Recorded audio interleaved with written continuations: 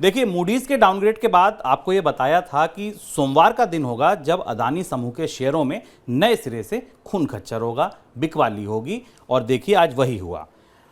मैं आपको कंपनी के नाम बताता हूं और लोअर सर्किट बताता हूं। Adani Wilmar 5% lower circuit, transmission 5% lower circuit, Adani Total 5% lower circuit, Adani Power 5% lower circuit, Adani Green 5% lower circuit. ये तो थे लोअर सर्किट, यानी कि इससे ज़्यादा तो गिर नहीं सकते थे, वरना और गिर जाते। अगली कंपनियां आप देखें तो अदानी एंटरप्राइजेस 7-7.5% की गिरावट, अदानी अंबुजा सीमेंट 5.5% की गिरावट, एसीसी 3% नीचे। अदानी समूह की सारी कंपनियों में गिरावट, बिकवाली और गहरा गई।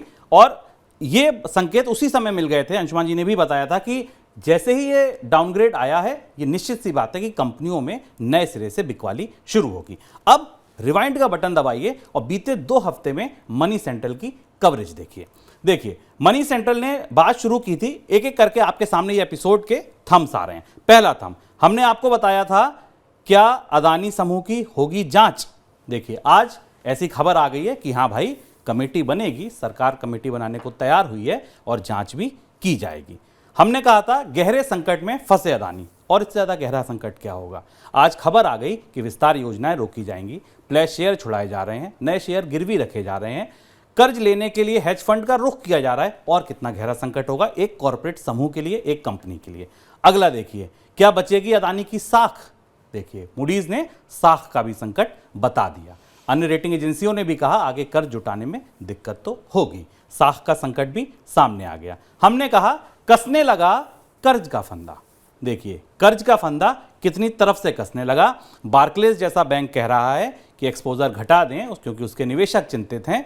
अन्य बैंक कह रहे हैं कि हाँ हम अभी संकट में नहीं है। LIC कह रहा है हम नया निवेश नहीं करेंगे। तो कर्ज का संकट भी गहरा गया। हमने कहा दांव पर भविष्य।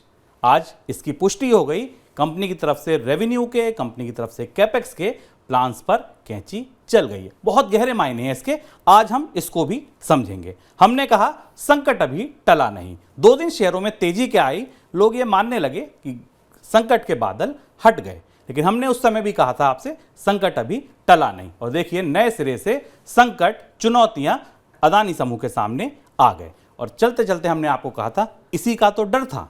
और देखिए जिस चीज़ का डर था, कहीं कर्ज के लिए रेटिंग खराब ना हो जाए, कहीं कर्ज महंगा ना जुटाना पड़ जाए, कहीं विस्तार योजनाओं पर कैंची ना चलानी पड़ जाए, और वही हुआ। मनी सेंट्रल के साथ अगर आप हैं तो सबसे आगे हैं। 6 दिन पहले मनी सेंट्रल आपको जो बता रहा है वो 6 दिन के बाद सच होता जा रहा है। 2 हफ्ते की कवरेज का ये रिवाइंड इसलिए आपको जरूरी था कि अगर आप मनी सेंट्रल के साथ हैं तो आप ये जान सकें कि आप सबसे आगे हैं। अब आज की खबरें अदानी समूह से जुड़ी और उनके मायने क्या है ये समझते हैं। तो पहली खबर ये आई कि अदानी ग्रुप की कंपनियों ने कर्ज जुटाने के लिए बैंकों के पास अपने शेयर गिरवी रखना शुरू कर दिए।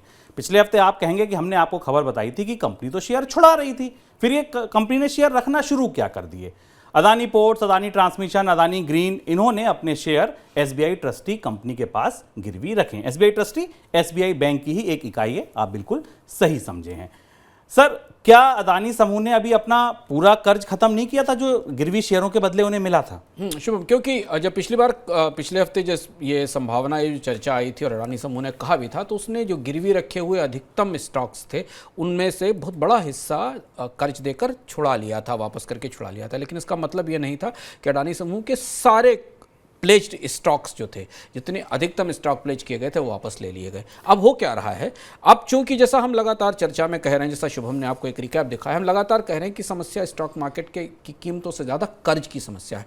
चौतरफा पूरा का पूरा अडानी समूह गहरे कर्ज में घिरा हुआ है। पिछले 2 साल में अडानी समूह ने सारी कैपिटल कर्ज के जरिए जुटाई है, तो इसलिए एक से एक करके कर्ज के नए मामले खुल रहे हैं। अब यहाँ ये हुआ कि अडानी ने SBI ट्रस्ट के पास जो शेयर रखे थे, चूंकि इन शेयरों की कीमत गिर गई। जब छुड़ाना अडानी समूह को पिछली बार अपना कर्ज इसलिए देना पड़ा पिछले हफ्ते क्योंकि स्टॉक्स की कीमत इतनी गिर गई थी जितना कि कर्ज नहीं था, और इसलिए अब यहाँ से एक नई मुहिम शुरू हो रही है फिर पूंजी जुटाने की। और उस नई पूंजी जुटाने के लिए माना जा रहा है कि अडानी समूह करीब $300 मिलियन की एक credit line, letter of credit लेने की कोशिश कर रहा है। इसलिए शेयरों को और बढ़ाया गया है, यानी जो शेयर, जितने शेयरों के बदले उसको कर्ज मिल सकता था उतने मौजूदा शेयरों की कीमत के आधार पर पर्याप्त नहीं है। इसलिए Adani ports, Adani special economic zones, Adani transmission और अडानी ग्रीन के एडिशनल शेयर स्टेट बैंक के पास, SBI ट्रस्टीज़ के पास रखे गए हैं, जो कि देश का सबसे बड़ा बैंक है। और इसने अडानी पोर्ट्स का करीब 1%, जो प्लेजेस हैं जो बढ़ी हैं उसमें अडानी पोर्ट का प्लेज 1% बढ़ा है, अडानी ट्रांसमिशन का करीब 0.65% बढ़ा है और अदर्स का लगभग 0.44 से 1% तक बढ़ा है। यानी कर्ज को कम कर, नए कर्ज के जाल से निकलने के लिए नए कर्ज लेने की कोशिश शुरू हो गई है। अगर आप शेयर बाजार में ट्रेड करते होंगे तो आपने अक्सर देखा होगा कि आप एक मार्जिन रखते हैं और अगर आपका शेयर उससे ज़्यादा गिर जाता है तो आपको ब्रोकर फ़ोन करता है कि या तो सौदा काटिए या और पैसा दीजिए। इसी को मार्जिन कॉल हिट करना कहते हैं। अगर आप तकनीकी रूप से समझिए तो यहाँ यही हुआ है कि जो पैसा लिया था उसके बदले जो शेयर रखे थे उनकी वैल्यू अब उस कर्ज से कम हो गई, सस्ती हो गई, तो भाई और कर्ज लाइए, या तो और शेयर लाइए या कर्ज चुकाइए। ऐसी स्थिति में ये समूह फंस गया था। अगली खबर जो थी वो थी फ्रांस की कंपनी टोटल एनर्जी से जुड़ी। पिछले हफ्ते हमने कहा था कि ये कंपनी अपने इस प्रोजेक्ट से अगर पीछे हट रही है तो इसके गहरे मायने अदानी समूह के लिए हो सकते हैं। फ्रांस की कंपनी टोटल एनर्जी की तरफ से अदानी ग्रुप के साथ ग्रीन हाइड्रोजन प्रोजेक्ट को फिलहाल रोकने का जो फैसला किया उसका असर ग्रीन हाइड्रोजन प्रोजेक्ट पर पड़ सकता है, क्योंकि इस प्रोजेक्ट के लिए टोटल एनर्जी ने भी बड़ा कर्ज उठाया है। इस प्रोजेक्ट से 2030 तक $1 प्रति किलो की लागत पर ग्रीन हाइड्रोजन उत्पादन का लक्ष्य रखा गया था, लेकिन अब यह लक्ष्य पूरा होगा इस पर धुंध है, क्लियर नहीं है कि होगा कि नहीं होगा। सर, क्या मायने हैं अदानी समूह के लिए इस खबर के? टोटल का बाहर निकलना, अडानी के बैंकर्स के साथ जो अडानी के पार्टनर्स हैं, जिन बड़ी कंपनियों ने अडानी समूह के साथ पार्टनरशिप की थी, ये फैसला भारत में ग्रीन हाइड्रोजन के कारोबार की दृष्टि से काफ़ी बड़ा झटका है, क्योंकि अडानी समूह इस उभरते हुए ऊर्जा स्रोत में बड़ा निवेशक था। लेकिन जिस तरीके का तूफान है, जिस तरीके का चक्रव्यूह अब अडानी समूह के आसपास दिख रहा है, उसमें ये क्षेत्र जिसमें सबसे लंबे समय के लिए निवेश किया जाना था $4 बिलियन का, और रिटर्न भी लंबे समय के बाद आने थे, वो सबसे पहले कंप्रोमाइज़ हुआ है। और वहाँ इस बात की संभावना दिखाई दे रही है कि $4 बिलियन के आसपास का जो निवेश इस परियोजना में होना था वो अब रुक जाएगा, क्योंकि पूरी परियोजना डेट फंडेड थी। इस पर कर्ज लिया जाना था टोटल समूह की तरफ से भी और अडानी के समूह की तरफ से भी। कंपनी की जो साख है जिसमें गिरावट आई है, जो मूडीज़ ने पिछले हफ्ते जो नेगेटिव आउटलुक्स बदले हैं, उसके बाद टोटल समूह कर्ज को लेकर और अडानी समूह के साथ इस कारोबार की संभावनाओं को लेकर सशंकित है, जो होना स्वाभाविक है। टोटल एनर्जी ने 2021 में अडानी ग्रीन एनर्जी में 20% हिस्सेदारी ली थी, और ये टोटल एनर्जी और अडानी ने 50% का एक जॉइंट वेंचर बनाया था, जिसकी कीमत करीब 17,385 करोड़ रुपए थी। लेकिन अब ये परियोजना अडानी ग्रीन्स की मुश्किल में हाइड्रोजन एनर्जी की परियोजना गहरी मुश्किल में फंसती दिखाई दे रही है।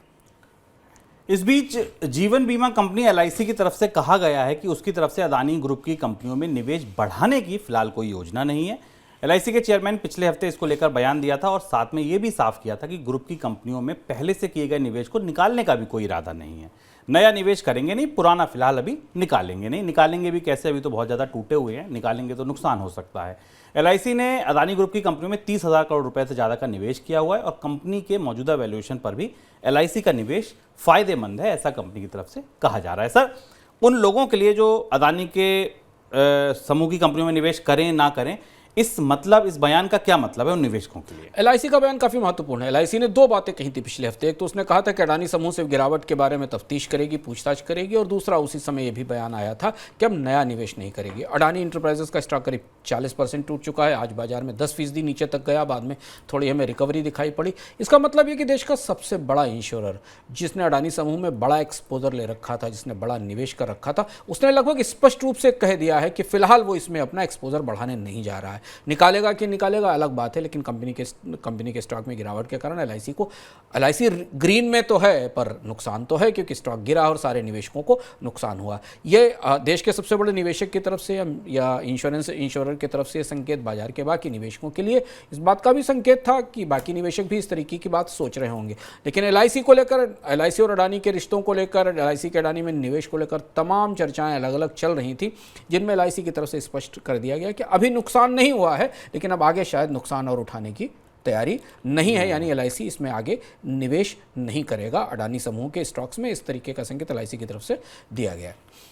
इस बीच अदानी ग्रुप ने वित्त वर्ष 2023-24 के लिए अपनी कंपनियों की कमाई और विस्तार योजना में कटौती का फैसला लिया है। हिंडनबर्ग रिसर्च की रिपोर्ट के बाद अदानी ग्रुप के सामने पैदा हुए कर्ज की दिक्कत को दूर करने के लिए ये फैसला लिया गया है। आज कंपनी की ओर से ये बयान आया जिसमें कंपनी के प्रमुख गौतम अदानी ने कहा कि पोर्टफोलियो की हर कंपनी हेल्दी बैलेंस शीट के साथ है, स्वस्थ है, कोई दिक्कत वाली बात नहीं है, कॉर्पोरेट गवर्नेंस का कोई इशू नहीं है, सिक्योर एसेट्स हैं और ये सब कुछ इसलिए कि भाई ये जो गिरावट चल रही है, खून खच्चर चल रहा है, इसको किसी तरह रोका जा सके, निवेशकों में भरोसा दिया जा सके। लेकिन भरोसा कितना जगेगा ये देखने की बात है। सर, इस पर बड़ी बात यह है कि कितनी कटौती करना जा रहा है। पहली बात तो ये कटौती तो है, ये है कितनी कटौती और इसका मतलब अब पूरे अदानी समूह के लिए क्या है? शुभ, यही सबसे बड़ा डर था, ये सबसे बड़ी आशंका थी। और जिस तरह से ऐसे घटनाक्रमों में जब कंपनियां फंसती हैं, जब उनकी सारी परियोजनाएं कर्ज पर केंद्रित होती और एक बार चीज़ें बिगड़ना शुरू होती हैं, तो सबसे महत्वपूर्ण होता है भविष्य। और इसलिए हमने अपने कार्यक्रम में चर्चा की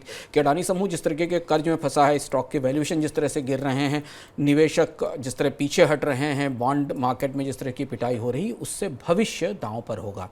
अडानी समूह ने अगले फाइनेंशियल ईयर में करीब 40% की ग्रोथ का टारगेट रखा था। ब्लूमबर्ग की रिपोर्ट कहती है उसे घटाकर 15 से 20% किया जाएगा, यानी करीब करीब रेवेन्यू ग्रोथ आधी रह जाएगी जिस रेवेन्यू ग्रोथ की संभावना थी। हमेशा स्टॉक मार्केट भविष्य की तरफ देखता। अडानी समूह में पिछले 2 साल का सारा निवेश उन परियोजनाओं को लेकर था जिनमें अडानी समूह तेजी से आगे बढ़ रहा था, चाहे वो पोर्ट हो, चाहे एयरपोर्ट हो, चाहे अनाज हो, कोयला हो, माइनिंग हो, असंख्य परियोजनाओं में था।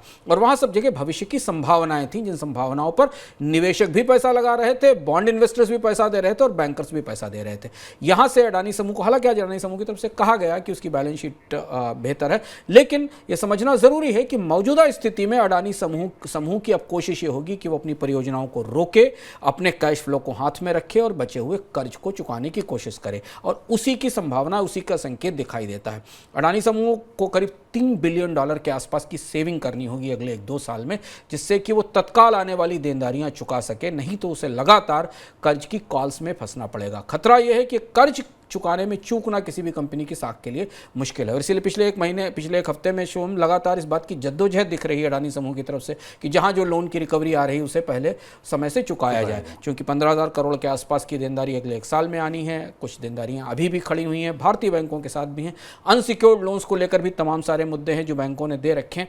ऐसी स्थिति में अडानी समूह की जो उड़ान थी, जो विस्तार था, जो तेजी से आगे बढ़ने की प्रक्रिया थी, उस पर निश्चित रूप से ब्रेक लगा है, वो निश्चित रूप से रुकी है, क्योंकि उसके बाद अब कंपनी को पहले अपने पीछे हाउस को ठीक करना होगा, बैलेंस शीट को कम करना होगा, कर्ज का बोझ कम करना होगा। और जब ये कर्ज का बोझ कम होगा, पर चूंकि कर्ज का बोझ कम कैसे होगा, क्योंकि सारी परियोजनाएं ही कर्ज से फिनांस थी, पूरी की पूरी परियोजनाओं में ही कर्ज लिया गया था। तो अब यहाँ वो स्थिति है जहां हमें, इसीलिए शेयर बाजार में आप अडानी समूह को लेकर इस तरीके की परिस्थिति देख रहे हैं कि बाजार में उम्मीद नहीं बनती दिखाई दे रही। तमाम कोशिशों के बाद भी शेयर बाजार में रोज अडानी समूह के स्टॉक्स लोअर सर्किट पर आकर गिरते हैं, और ये वो चक्र है जहां पर आकर चीज़ें फंस गई हैं। कौन सी परियोजना में कितना निवेश कम होगा, भविष्य की विस्तार योजनाओं पर कितना असर पड़ेगा, ये बात अलग अलग समय पर हमें पता चलेगी। लेकिन कर्ज के बोझ ने अडानी समूह की तेज रफ्तार के पहिए थाम दिए हैं। अब संकट से उबरने की जद्दोजहद शुरू हुई है। एक और खबर थी जो शुक्रवार को थी, वो ये थी कि सर सुप्रीम कोर्ट में सुनवाई चल रही है और सुप्रीम कोर्ट ने सोमवार तक ये कहा था सेबी से कि आप आइए और ये बताइए कि कैसे आप निवेशकों के हितों की रक्षा करेंगे। आज कोर्ट में क्या कार्रवाई हुई, क्या निकल कर आया? चलते चलते ये भी खबर आ गई, सुप्रीम कोर्ट में additional solicitor general Tushar Mehta ने जवाब दिया सेबी की तरफ से, सरकार भी की तरफ से भी। सेबी और सरकार मौजूदा रेगुलेटरी सिस्टम की जांच के लिए कमेटी बनाने को तैयार हो गई है, ऐसा सरकार की तरफ से और सेबी की तरफ से अदालत को बताया गया, क्योंकि अदालत ने कहा था कि निवेशकों के हितों की रक्षा के लिए कुछ करना चाहिए, निवेशकों को इतना नुकसान हुआ है। हालांकि सरकार की तरफ से कोर्ट में कहा गया कि चूंकि इस कमेटी को और इस कमेटी के पूरे गठन से बाजार में घबराहट फैलेगी, क्योंकि विदेशी निवेशक और निवेशकों के हित प्रभावित होंगे, इसलिए इस कमेटी की सारी जानकारियाँ एक सीलबंद लिफाफे में सुप्रीम कोर्ट को सौंपी जाएंगी। लेकिन जांच की तरफ चीज़ें बढ़ने लगी हैं। जो परिस्थिति है उसमें किसी न किसी तरह से जांच के रास्ते खुलने लगे हैं। सेबी भी अपनी तरफ से अडानी के एफपीओ को संभालने वाले 2 विदेशी निवेशकों की जांच कर रही है, केंद्र सरकार को रिपोर्ट भेज रही है और अब सुप्रीम कोर्ट में सरकार ने पूरे रेगुलेटरी इन्वायरमेंट का जो भी नियामन का फैसला है, जब हम ये कहते हैं पता नहीं इसके डिटेल सरकार शायद नहीं जारी करेगी, सुप्रीम कोर्ट को बताएगी कि कौन से रेगुलेटरी इन्वायरमेंट की जांच होगी, लेकिन एक एक्सपर्ट कमेटी बनाने की बात शुरू हो गई। शायद इसके डिटेल्स अगले हफ्ते तक सुप्रीम कोर्ट को सौंपे जाएंगे और यहाँ से ये पूरा घटनाक्रम अब एक विशेषज्ञ जांच समिति की तरफ बढ़ता भी दिखाई दे रहा है। दूसरी तरफ सेबी अपनी तरफ से दोनों तरह से, ब्रोकर्स के तरफ से भी, निवेशकों की तरफ से भी और बाकी रेगुलेटरी माध्यम से भी जांच और पड़ताल तो कर ही रही है।